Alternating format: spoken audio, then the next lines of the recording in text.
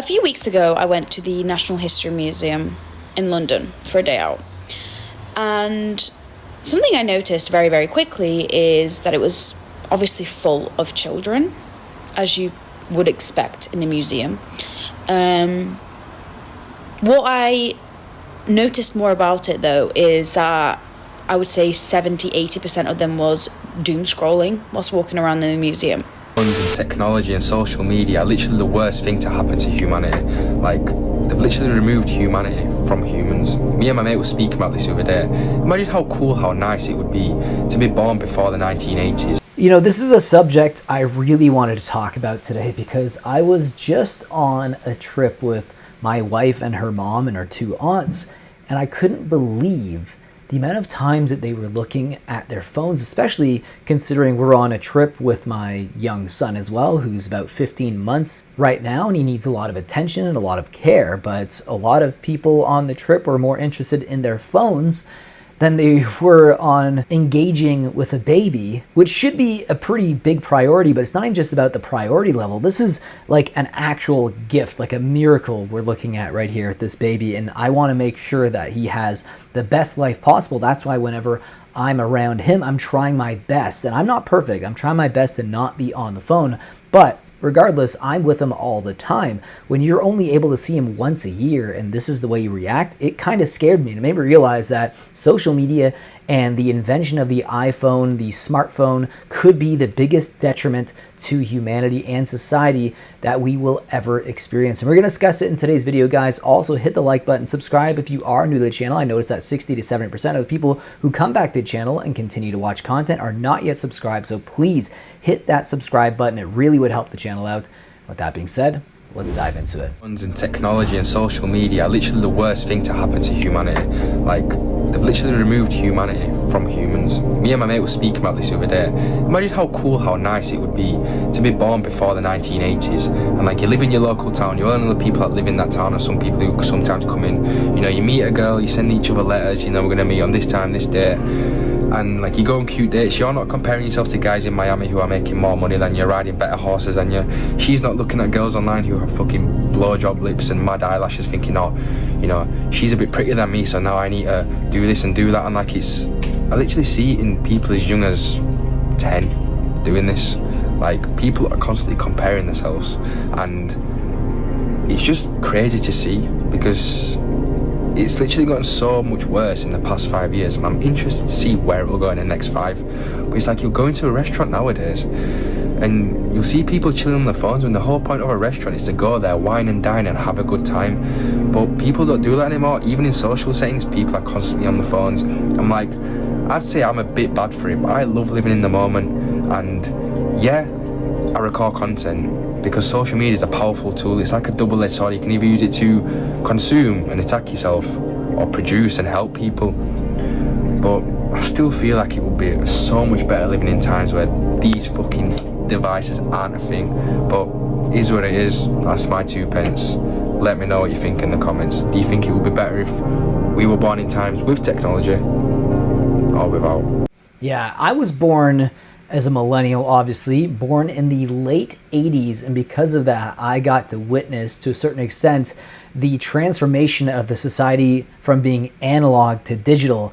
And with that, I was able to experience some of the life prior to everything being digital. And honestly, I think that's one of the reasons why like millennials in general are very nostalgic people, is because we remember a time where we weren't so plugged in to everything all the time. We still were able to enjoy things, but also have the freedom of being disconnected from things, which I think is very healthy. Social media took humanity so far off track from where we were supposed to go as a species, and it has changed us for good. It is a cancer across society, and contrary to what most people still think, it isn't dictating culture, it is our culture. Now, I would recommend every single one of you watches this video to the end. Absolutely everything in our society has has become about attention, followers, and online reputation. The algorithms reward stimulation, not responsibility. So extremity always wins, totally separate from moral compass. The only way to continually engage the grey, once green minds of the consumer masses is to keep breaching the boundaries of extremity. More stupid shit has to be said or done, more crazy opinions need to be shared, crazier stunts have to be pulled, more promiscuous posts have to be made. Why? To beat everyone else. It's just an online rat race. Attention spans are wrecked, conversation is performative, debates are no longer for genuine understanding and interaction, they're for humiliation and to get reposts and multiplication of engagement. Young people don't know where to look for influence, inspiration, or advice because 99% of it is airheaded idiots with a podcast. The average 14-year-old girl of today has her self-image shaped entirely by strangers' highlight reels online and industry-dictated ideas of beauty and confidence that ultimately boil down to nothing but sexualization and exploitation of men's lust. The average 14-year-old boy has more access to naked, beautiful women than the average lord, emperor, or king with all the money and power in the world in history. We know everything that's happened everywhere, all the time, every crime, every war, every scandal, every opinion, just at the click of a button away, in your bed, the moment you wake up or the moment before you go to sleep. This is not normal. We were not built for this. The human mind is evolutionarily equipped to process and solve the problems of a village and possibly its neighbors at a stretch, not global ones. And in such chronic hyper-consumption, people don't know who they are anymore. Consuming has replaced thinking. So the platforms and those who dominate the platforms, i.e. the people who win the stimulation extremity battle, they dictate what people think. In short, in summary, if I didn't make that clear, have enough followers by saying the most extreme shit possible and people will think what you think. Why? Because they can't be to do it themselves. Because they don't need to anymore. Because they can just go, oh, that's a good opinion. Yeah, I'll take that. It's from every angle, completely. And don't get me wrong, like all other technological advancements, social media could have and should have been a force for good. But it was exploited, overused, and turned into a catalyst for destruction as we became drunk on our power to click, access, and influence. Influencers are replacing parents, and we will live to see them replace politicians too. Mark my words. If you want to detach from the online lunacy, I would implore each and every one of you to read my book. You can get yourself a copy via the link in my bio. Everything Modern Society. You know, the unfortunate reality is the technology is so powerful and so addicting. While this individual seems to want to sell his book, I don't think it's going to have the same impact as social media and technology like iPhones and smartphones. Essentially, I think the best metaphor is basically it's like Pandora's box. We've opened this box right now, and it's going to be almost impossible to close it again. A few weeks ago, I went to the National History Museum in London for a day out. And something I noticed very, very quickly is that it was obviously full of children, as you would expect in a museum. What I noticed more about it though is that I would say 70-80% of them was doom scrolling whilst walking around in the museum. Now, I don't know who's at fault here, but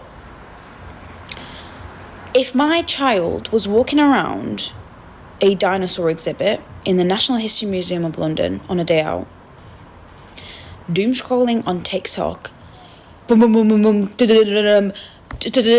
hoard whatever brain rot crap was playing off his phone, and he's scrolling out loud, bear in mind, not even paying a slight second of attention to his surroundings.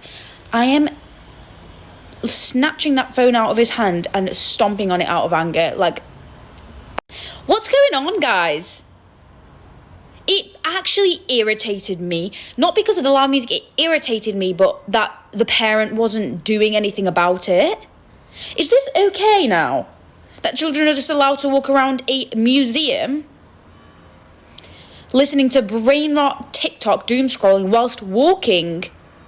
And a lot of them had headphones in, and I was just like, I don't know which one's worse. Walking around fully engulfed in your phone because you've got full-on headphones on, like this, like a zombie, or just playing it out loud, not even caring, just walking around, not even... I'm actually gobsmacked. It made me genuinely really concerned, because that is not normal. That's not normal. That's not okay. the amount of parents that were just, yeah, look at this, and the kid's not looking because it doesn't care, and they were like, oh, that's not cute. I'm not a parent, so here comes all the parents angry in the comments, but I'm sorry, if I'm taking my child to the National History Museum in London and you're scrolling on TikTok on your phone all day, or engulfed with a headset on, sat on the bench, moody, like looking like you're angry because you're there all day, like your parents dragged you to the National History Museum, where are we heading? Well, that is a question I'm sure a lot of people are going to have in the comment section. Where are we really heading as a society? Because we already talked and we've covered the brain rot epidemic happening among young people as well, but it's not even just brain rot, it's the lack of attention right now. I feel like everyone now has ADHD, and as someone who actually does have ADHD, seeing it in other people who probably wouldn't have these cases and symptoms because it's mostly brought on through technology is very alarming. Major aspect in phone addiction that I don't see anyone talking about, and it's the fact that we've shifted from really interacting with media, right, to consuming media. And not only consuming media, but all of our commentary is somewhat marketed as like ideas. And a lot of the time these ideas like have no actual backing. We're even starting to like market our responses and market the way that we talk, which is really, really fucking bizarre. But the thing is, we switched from interacting to consumption. And my question is this: what happens when you do everything on a base of consumption? Because you consume everything in the society you buy, whether that be physically or mentally.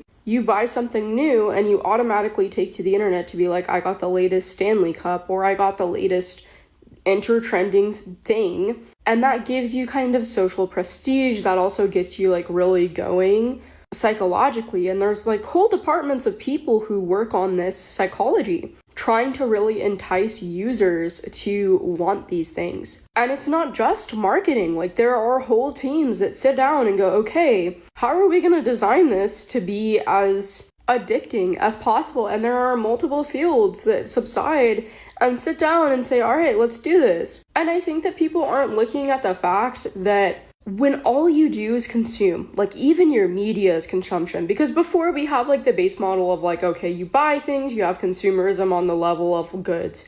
Well, I think we've surpassed that, and I don't see a lot of people talking about it. What happens when our ideologies are consumption? And I don't mean leading to consumption, but like actually like becoming solidified goods, right? Like, you see a lot of symbols of ideology sold around the world, right? And sometimes that can be good, sometimes that can be bad. But what happens when we start to base all of our ideologies on consumer goods? Let me explain. When you had the Black Lives Matter party, right? They were trying to sell a lot of t-shirts, and they were trying to sell a lot of like things that were going to help the cause because they needed money, they needed donations to get some change going. That in itself is not bad, but what happens when we normalize it to the point where now people need to have some sort of monetary function behind ideologies? Now that to me sounds very, very dystopian. If you also agree and you think that phones are the worst thing to ever happen to humanity, let me know down below in the comment section, and I'll see you in the next one. Take care.